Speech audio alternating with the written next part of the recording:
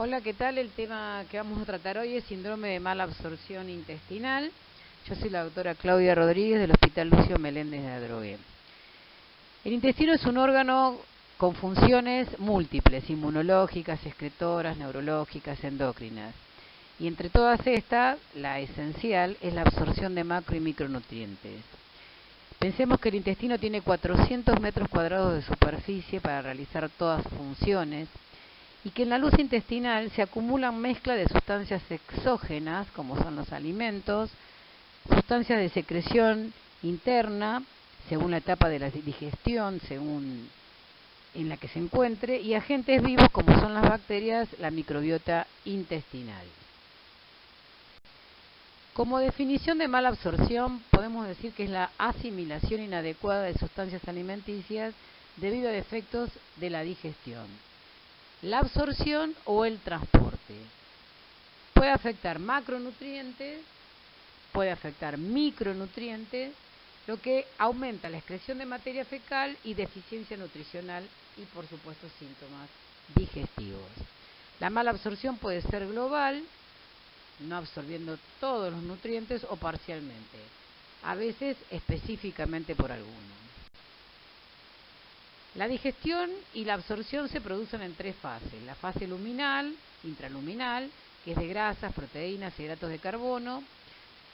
Por enzimas, en esta fase las sales biliares aumentan la solubilización de las grasas. Digestión enzimática del ribete en cepillo y captación del producto final. Y el transporte linfático de todos los nutrientes. La digestión de los lípidos comienza con las enzimas pancreáticas, que descomponen los triglicéridos, ácidos grasos, monoglicéridos, se combinan con los ácidos biliares, fosfolípidos para formar las micelas que van a atravesar el enterocito yeyunal. Así los ácidos grasos se vuelven a resintetizar y se combinan con proteínas, colesterol, etcétera, para formar los kilomicrones que son transportados por el sistema linfático. Las grasas no absorbidas, cuando tengo un trastorno en la absorción de grasas, estas atrapan vitaminas liposolubles como es la A, la D, la E y la K. Y posiblemente también algunos minerales, con la consiguiente deficiencia de los mismos. La proliferación bacteriana determina también desconjugación, deshidroxilación de las sales biliares, lo que limita la absorción de las grasas. También, si las sales biliares no son absorbidas, estimulan la secreción colónica de agua, lo que va a provocar aumento del ritmo intestinal, diarrea. La digestión de los carbohidratos comienza a nivel del duodeno y yeyuno con la amilasa pancreática y las enzimas de ribete en cepillo, descomponen los hidratos de carbono y los disacáridos a monosacáridos, que es la forma de absorción.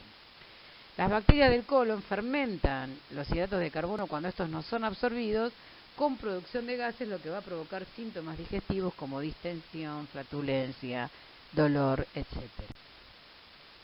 La digestión de las proteínas comienza en el estómago con la pepsina gástrica, luego sigue hacia el ribete en cepillo, donde el tripsinógeno a tripsina se convierte en numerosas proteasas pancreáticas en sus formas activas.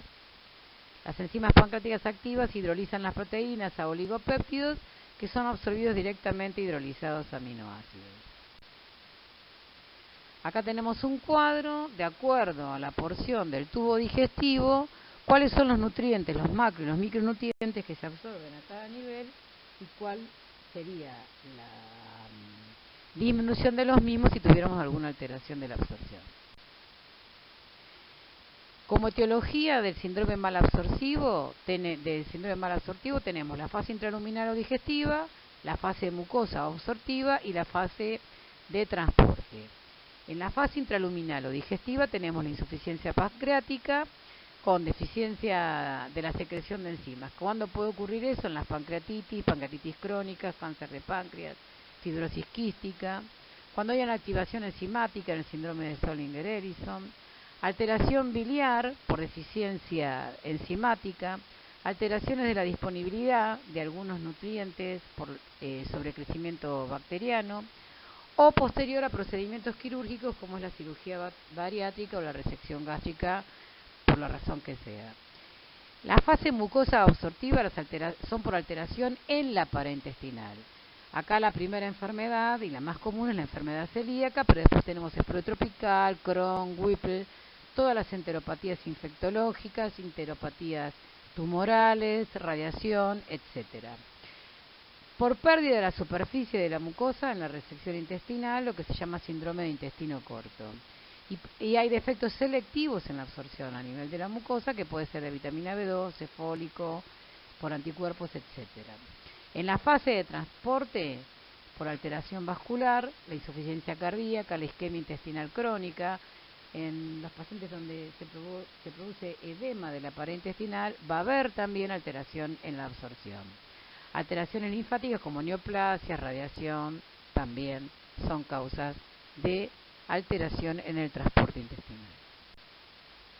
Como signos y síntomas de mala absorción, vamos a tener diarrea, distensión abdominal, flatulencia, ascitis, síndromes extradigestivos como son los musculoesqueléticos, piel mucosas, ceguera por falta de vitamina A, neuropatía periférica por falta de vitamina B12. Según los hallazgos clínicos que un paciente presente, donde uno comienza a pensar que puede sufrir un síndrome mal absortivo, porque tiene diarrea, porque refiere esteatorrea, porque tiene pérdida de peso, palidez, etcétera, debemos hacer las pruebas para la detección del mismo. Se comienza con lo que es un hemograma completo, concentraciones de micronutrientes, o sea, de minerales, de vitaminas, y se sigue con la solicitud específica de cada uno de esos nutrientes que pueden faltar. Vamos viendo así patología mucosa, patología pancreática, deficiencia de vitamina B12, síndrome de proliferación bacteriana y qué es lo que debemos pedir en cada una de estas patologías. La enfermedad celíaca es la enfermedad más importante o la más conocida o la más común dentro de lo que es el síndrome malabsortivo. La celiaquía es una enfermedad crónica caracterizada por lesión típica del intestino delgado y mala absorción de nutrientes que responden generalmente a la quita de gluten de la misma. La enfermedad celíaca del adulto, enteropatía sensible al gluten, es una afección bastante más frecuente de lo que se cree. Generalmente hay un subdiagnóstico de lo mismo, ya que se puede presentar como sintomática, clínicamente activa. Dentro de estas también tenemos mono y oligosintomáticas, formas asintomáticas, subclínicas o silentes y formas latentes. La enfermedad celíaca es una afección autoinmune, sistémica, crónica, inducida por proteínas del gluten que provocan un daño de la mucosa intestinal en el individuo genéticamente predispuesto. Alta prevalencia en la edad pediátrica sobre todo. La epidemiología de la misma es uno de los trastornos digestivos más extendidos en todo el mundo y una de las enfermedades genéticas más frecuentes. En los países occidentales se sitúa en torno al 1% de la población. En España se cree que es 1 en 71 en la población infantil y 1 en 357 en la población adulta, pudiéndose estimar que cerca de 500.000 personas podrían sufrir enfermedad celíaca, aunque el 70% de ellas no lo sepan. Se consideró durante mucho tiempo una enfermedad infantil poco común. Hace 20 años se encontraba 1 en 1000 y 1 en 2000. Estos datos se basaban en la incidencia de la enfermedad solamente por la presentación clínica clásica. Con el descubrimiento de los anticuerpos, entonces se vio que era una enfermedad mucho más frecuente, mucho más común de lo que se pensaba, tanto en la edad infantil como en la edad adulta. Las mujeres se ven más afectadas que los hombres, 2 a 1.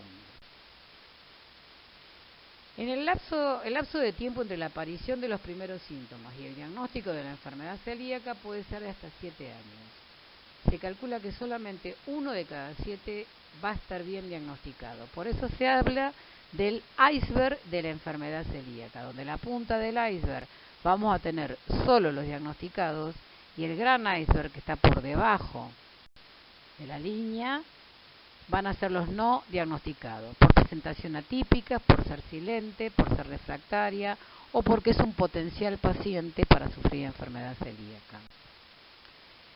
En la patogenia de la enfermedad celíaca participan varios factores. Factores genéticos, presenta esta enfermedad un componente genético muy importante, ya que se ve en familias, familiares directos, sobre todo en gemelos homocigotes, del 70-75%, y es una enfermedad poligénica.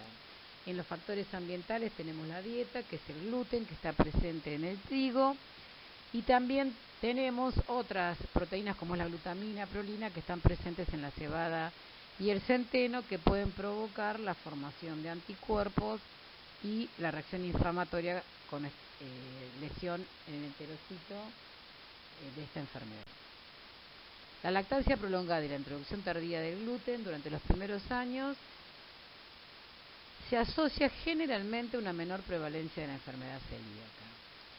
Se ve alteración de la permeabilidad intestinal en esta patología con un aumento importante de la misma, que también se ve aumentada por diversos otros factores, que no es solamente el gluten, sino acción de citoquinas, interacción bacteriana con enterocitos, migración de células inflamatorias, activación de transportadores de nutrientes, agentes tóxicos, o a veces no se encuentra la causa por la cual la permeabilidad está aumentada, facilitando el paso de la gliadina a la lámina propia. Entonces tenemos que la enfermedad celíaca es una enfermedad asociada a cereales, cebada, secalina, trigo, gliadina, centeno, ordeína, y la avena últimamente con un signo de interrogación, porque parecería no entrar dentro de las cereales asociados a enfermedad celíaca. No está asociado ni a arroz ni a maíz. Bueno, una imagen de la patogenia a nivel del enterocito, que podría influir el gluten, factores ambientales, factores genéticos y la atrofia de las vellosidades que provoca la enfermedad. Manifestaciones clínicas tenemos en niños, adolescentes y en adultos, según la presentación, la edad de presentación. Tenemos manifestaciones digestivas y extradigestivas. En los niños es como más florida, las manifestaciones clínicas: diarrea, anorexia, vómito, dolor abdominal, trastornos dentarios, irritabilidad, apatía, tristeza. El niño malnutrido es un niño triste, hipotrofia muscular, retraso ponderoestatural, anemia ferropénica. En el adolescente es más asintomático, puede presentar síntomas digestivos de dispepsia, trastorno evacuatorio, aftas, y como extradigestiva, cefaleas, poliartralgia, trastornos en la menstruación, retraso puberal, debilidad muscular, talla baja, anemia ferropénica y a veces dermatitis atópica. En el adulto es más asintomática todavía. Lo que presenta el adulto generalmente es dispepsia, diarrea crónica, a veces dolor abdominal crónico y síndrome del intestino irritable. Como extradigestiva puede presentar poliartralgias, osteoporosis, infertilidad, abortos, parestesias, malnutrición, aumento de transaminasas hepáticas, anemia ferropénica. El diagnóstico es el laboratorio, obviamente los anticuerpos, que establece dos grupos en función de su especificidad. Tenemos anticuerpos de gran especificidad, como es antiendomicio, y anticuerpos antitransglutaminasa tipo 2, antitransglutaminasa 2. Anticuerpos relativamente específicos, donde tenemos anticuerpos antipeptídicos de gliadina deaminada, anti-DGP. Debemos también pedir el nivel de inmunoglobulina A total y descartar que el paciente esté siendo medicado con inmunosupresores o corticoides, que va a alterar el resultado del laboratorio, y que no tenga contenido de gluten en la dieta.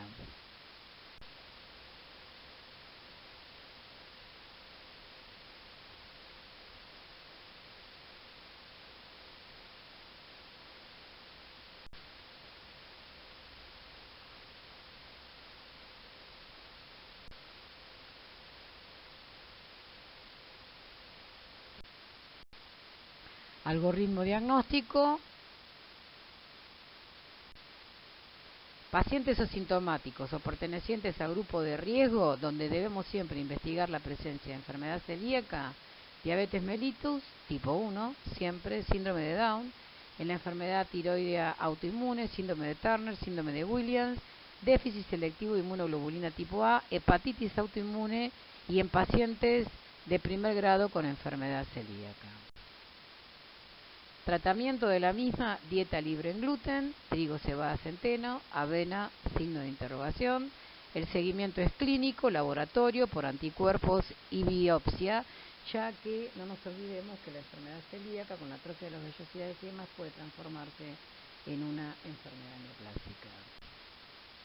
Muchísimas gracias.